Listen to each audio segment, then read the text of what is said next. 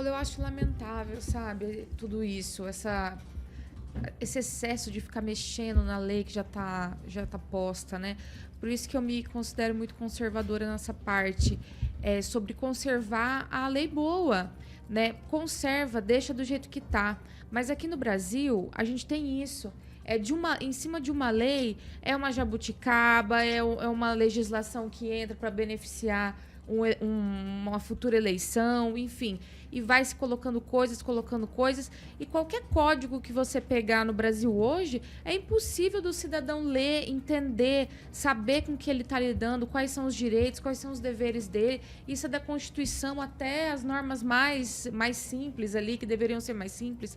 Então, infelizmente, no Brasil é isso, né? Toda hora essa reforma, uma reforma em cima da outra reforma, a lei, aonde interessa, lógico, né? Porque, vamos supor, tem códigos ali do penal que vem dos anos 40 e ninguém mexe, porque será, né?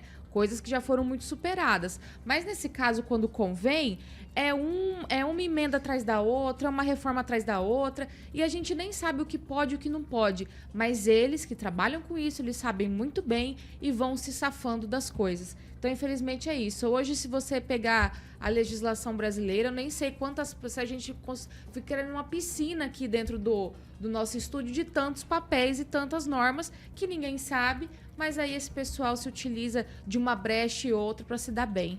Isso. Fernando Tupan, eu quero ouvir de você quais os objetivos do Pacheco dessa freadinha na, entre aspas, mini-reforma. Será que ele vai dar mesmo essa freadinha, Paulo Caetano? Esse discurso do Rodrigo Pacheco eu já ouvi outras vezes, mas eu sou que nem São Tomé. Eu preciso ver isso para crer. Eu não acredito que com a pressão ele vai segurar, não, que todos os partidos querem a aprovação dessa lei. E se os outros desejam, o Pacheco, como bom presidente, vai ceder para não se complicar o futuro político dele, Paulo Caetano. E isso assim é em qualquer lugar. Você vê, aprovam leis absurdas do dia para a noite em todos os lugares, nas câmaras municipais, nas assembleias, nas câmaras federais, no Senado. Então, eu não acredito. Eu acredito que vai ser passada, sim, e essa gangorra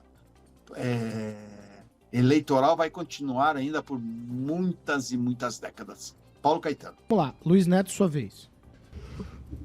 Paulo, eu acredito o seguinte, né? Essa mini-reforma, sempre quando ela acontece em eleições municipais, ela é um teste para ver se vai dar certo na eleição dos deputados e ao Senado que se sucede após esse período. Então, o Rodrigo Pacheco ele tá sendo muito assertivo em várias decisões nesse sentido, onde tentam esquecer do Senado, da Casa Legislativa e do papel do Legislativo. Então ele vem, ele briga e ele vai continuar brigando para que a casa a qual o Senado representa seja sempre defendida. Então isso é importante, ele é digo até estadista nesse sentido, né? E algo tão importante, além desse marco, dessa reforma eleitoral, é o marco temporal. O STF usando, na minha opinião, de uma prerrogativa que não parte dele, porque o judiciário não deve se intrometer em matérias na qual o legislativo tem que agir, entendeu que o marco temporal não deveria ser votado. E a Casa Legislativa do Senado, independente da matéria que seja, né? Independente das justificativas que foram apontadas ali, aprovou o marco temporal. Então significa que nós temos ainda uma casa legislativa que funciona e não cede às pressões e aos interesses que interferem no judiciário, né? Vou dar um exemplo que estranhamente aconteceu quando Arthur Lira disse uma coisa, abriu-se um inquérito sobre um processo contra ele no STF, ele já mudou a fala dele.